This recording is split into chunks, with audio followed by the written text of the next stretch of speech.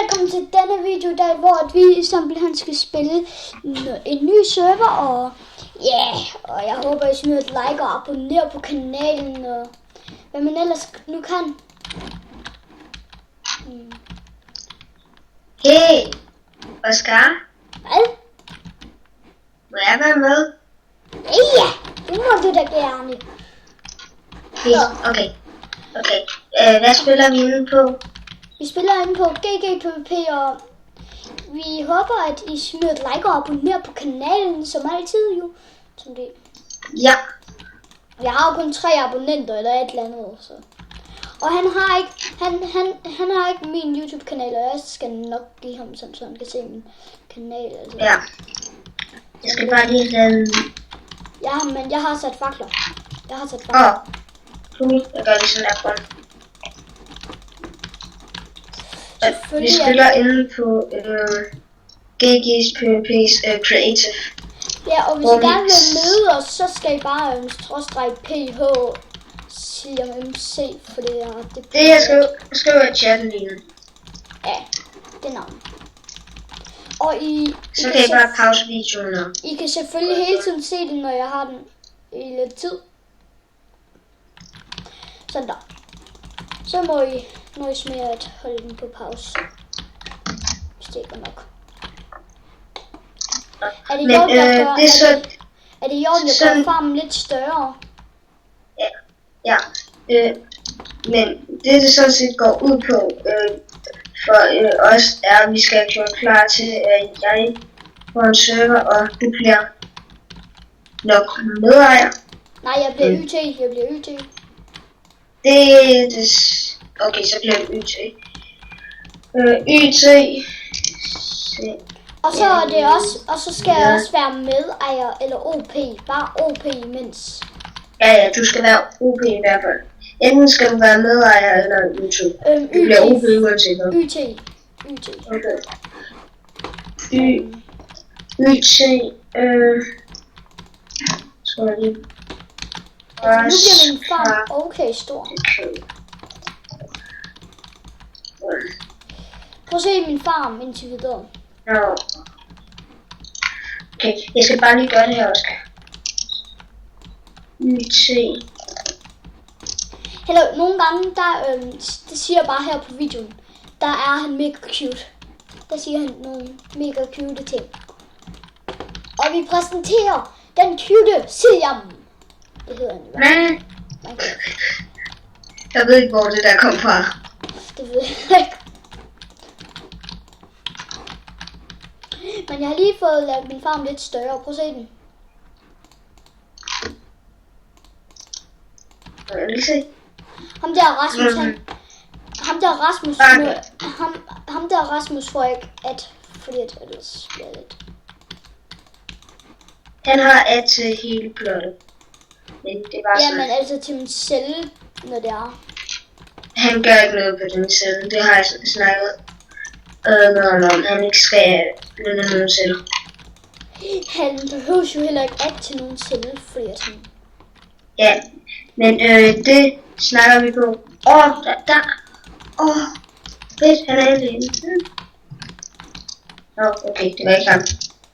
Der er også en admin. Hvem var det så? Det var en anden, som har bygget næsten det meste af kysten. Altså det her bliver bare sådan en byggeserie, altså når det er, hvis det er. Sådan lidt hvor du snakker bare. Sådan. Ja.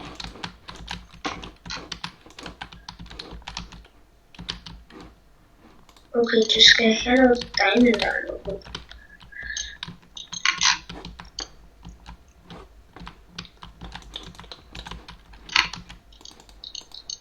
Så skal vi selvfølgelig også have noget vand der. Sådan der. Og sådan der. Bam. Nu har jeg i hvert fald garanteret en større farm, end han har. Sådan der. Jeg ved godt, hvad der kunne være fedt på det her.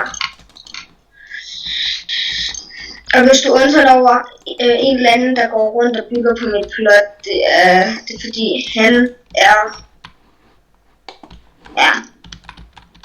Nej. Han vil ikke andet end at bygge.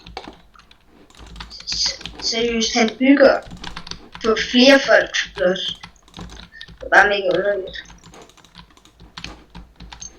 Men det gør selvfølgelig ikke noget, at han bygger på plads.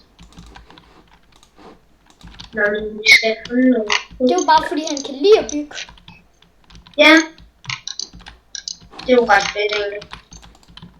Og selvfølgelig alle jer, som der ser med, jeg får nogle ting, som man ikke kan få, når jeg bliver YT, så ja, så kan det godt være, fordi at altså, det er jo klart, at jeg er Men I YT. behøver ikke at være misundelige over for ting. Så kan I også bare selv skaffe IT-rank. Ja, I kan bede om en ansøgelse, og hvis I ikke er YT, så kan det godt være, at I ikke bliver noget som helst. Så kan I kun få sådan et kit, som man kan købe i hvert fald. Ja, men hvis I er nogle af de første, der kommer ind på serveren, så får I det allerførste kit. Ja. Eller det første kit. Men det er ikke sådan noget med medejer og alt det der. Det er bare det første. Det er ikke et kit, det er et rank. Ja.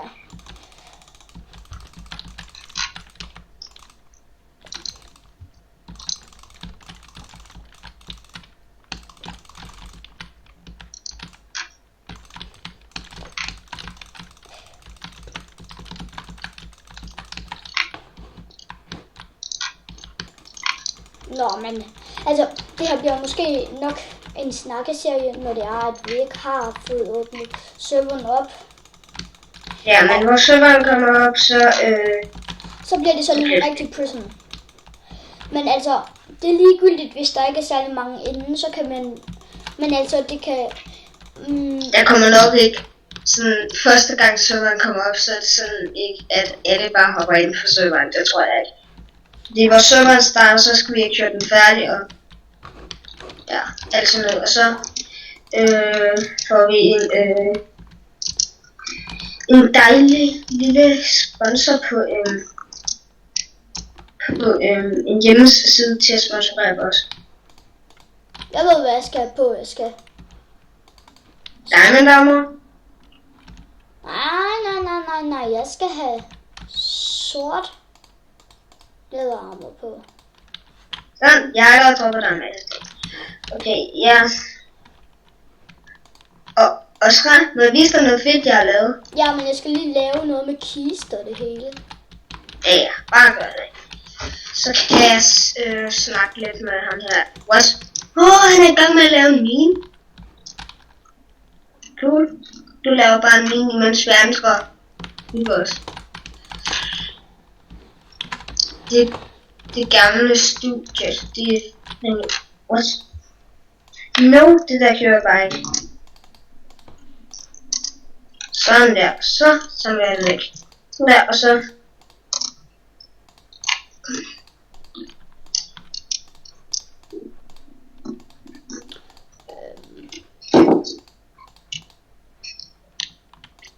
Jeg har bare skrevet. Oscar, jeg har et spørgsmål. Hvad? Hvorfor en account vil du spille på, hvor server kommer op og køre? Oscar.dk. Okay, fedt. Fordi jeg har også skrevet YT Oscar.dk, så ja, dejligt.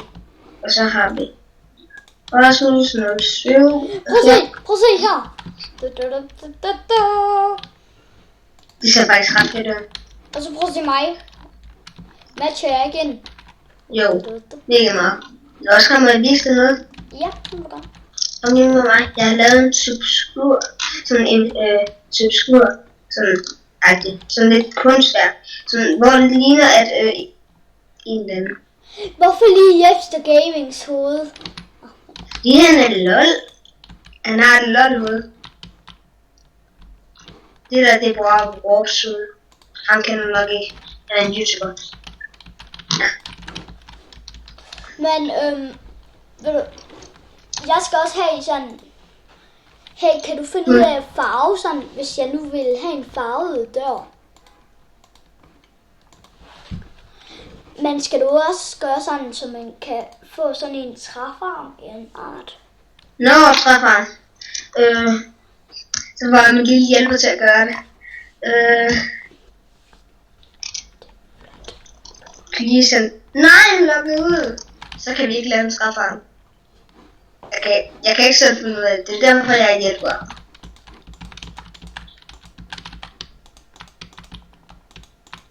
Jeg har en rigtig god idé, Oscar. Ja, det der, det er fedt. Men... Okay. Det her ser da mere fedt ud, ikke også? Jo, men Oscar, Hvad? vil lige nærmere? Jeg gør det bare lige sådan her. Hey, sådan en der skal jeg også have på den anden. Ups. Sådan en skal jeg også have på den anden side.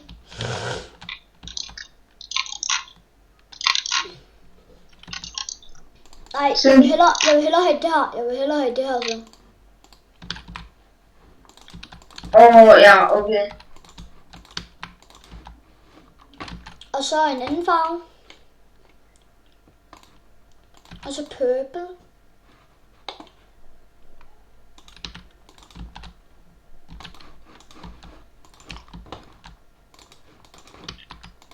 Okay, det der, det ser faktisk ret godt ud. Så få en se til, hvor grimt det der lige er. Prøv at se, hvor grimt det er. Bare godt. Eller han har selv lavet det. Ja, men det ser ikke så kønt ud, vel? Ja.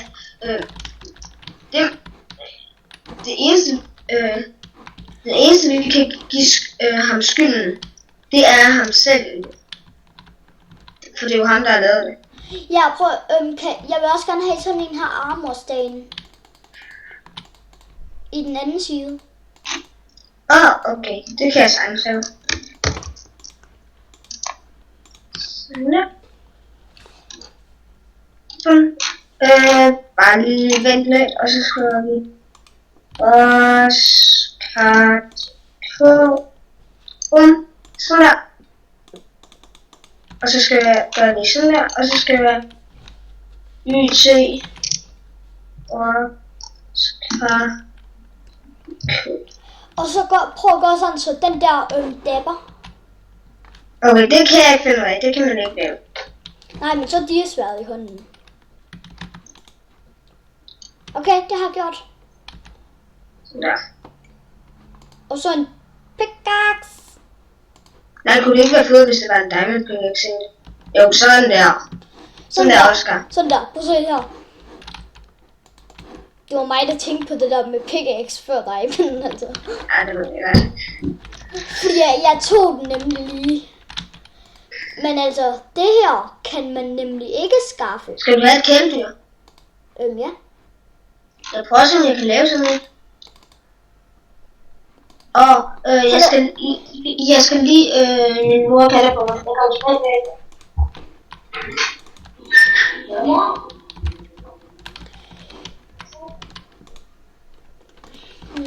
Men hvad kan vi dog lave, hvis det skulle være? Så skal vi selvfølgelig også... Og når det er I får rank vagt, så ser I bare her. Og det bliver også lavet om, så det bliver ikke der, men altså... Lige indtil videre er det. Det bliver det i hvert fald ikke. Prøv at se, hvor fancy det er.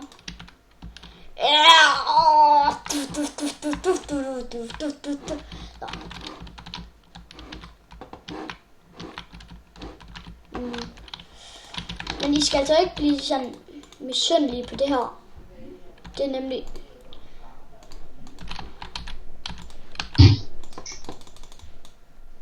Så er jeg tilbage. Jeg kunne se noget... Men jeg vil bare gerne lige sige, at det der, det er ulovligt. Hey, det kan de jo ikke se. Ej, du er heldig, Oscar. Jo, det kan de faktisk. Nej, for jeg...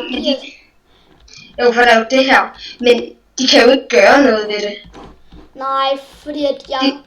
For det kommer jeg til at claime, sådan så ikke engang en officer kan smadre det der. Og ejeren. Men må jeg gerne have det der? Hvad? Må jeg gerne have sådan et billede? Bare lige et enkelt billede. Jo, det gør ikke noget. Men hvis... Ja, okay. Okay, hvis du vil have noget, som folk ikke... Hey, hvor godt er vagtgear? Hvor godt er vagtgear? Er det ikke Lad mig- Protection 5? Eller nej, Protection 4? Prøv at gøre sådan her.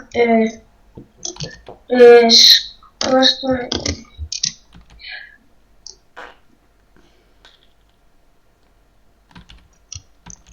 Prøv at skrive det der i chatten. Eller bare husk at skrive det med skråstreg. Kan du bare se, hvad er det? Så kan du se, hvor godt vagt giver. Inden på serveren. Vagt giver det meget, meget godt. Jeg vil nu sige, at det skal være lidt bedre. Ja, det synes jeg også. Jeg laver det også bedre på min server. Men prøv lige at tage Kid YouTuber. Sådan her.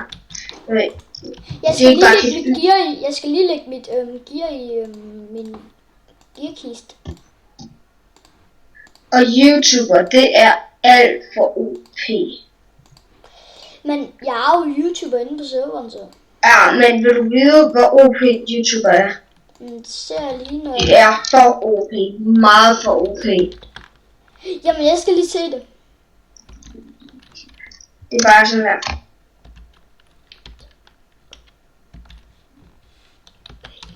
Det kommer ikke til at være sådan her inde på serveren. Er det Protection IV? Der er ingen sanger. Der skal ikke være noget med fire respect herinde, eller flame. Ja, det er lidt for OP YouTuber gear, ikke? Jamen, det her YouTuber gear må jeg gerne beholde, nu hvor jeg har fået det. Ja, jeg ser bare inde på min server, så bliver det her. Vi skal bygge alt det her op igen, men det tager ingen tid. Og så skal jeg også have det her gear igen og alt muligt. Du får ikke det der diamond armor. Nej, ikke det der YT. Ikke det der YT, men altså ellers det andet. Ja, Også det må du vagt. gerne få. Også vagt og det der sorte og alt det. Altså jeg Du skal... kan også bare skrive skråstreg vagt B. Sådan der. Det er ikke så svært. Og det er lige så godt som... Ej, det skal være bedre, ikke også? Ja, meget bedre. Og hvad med vagt A? Sådan. Det er det samme. Nej, der er protection 2 på noget armor. Det er lidt bedre end C. Ja. Men, nej. Jeg skal virkelig have lavet nogle ordentlige kits på min server. Ja, men kan YT, der må man kun få 3 golden apples, for ellers er det... Ja, kun 3. Men jeg synes, at... Og et notch. Kun et notch. Kun et. Ja, men jeg siger sådan, at inden Kit YT, det kommer... Det som der er herinde, der er Kit YT, så kommer der bare ikke til at stå Kit YT, der kommer bare til at stå Kit vagt. Ja, fordi Men det passer godt til vagt. Men når det er, at jeg... Så skal det være fuld protection 3 gear og et sharpness 2 svær. Altså de... Ja, men ikke noget fire attack. Ikke noget fire attack. Nej, og så en power 3 bue i stedet for. Og buen må der kun være flame på. Det er det eneste. Ja. Fordi ellers... Men du får ikke en vagtstik. Du får ikke en vagtstik. Men det må du gerne få af mig som privat. Ja. Hey, så må jeg så gerne få notback 3 på i stedet for. Jeg skal lige se, hvordan... Jeg skal lige se, hvor langt den her bliver... Hvor langt? Ja, du kan ikke gøre det. Lad mig lige nu gå i GM 0. Så prøv at slå på mig. Prøv at slå på mig her. Der, den skal lidt mere notback. Bare notback 3 på. Ikke også? Men det er fedt inde på den her server, at du bare kan skrive GM i et GM 0. Det kommer der også til at være inde på min server. Men husk, at du ikke må bruge GM kun hvis du får lov af mig, så du kontakter mig bare, hvis du vil have lov til at gå i GM. Det får du nok, uanset hvad. Men du skal bare kontakte mig til at starte med. Kan man også gå i GM 0? Ja. Og så kan jeg jo faktisk godt lave som om det er en prisoner. Men, Ja, du kan også gå i GM2.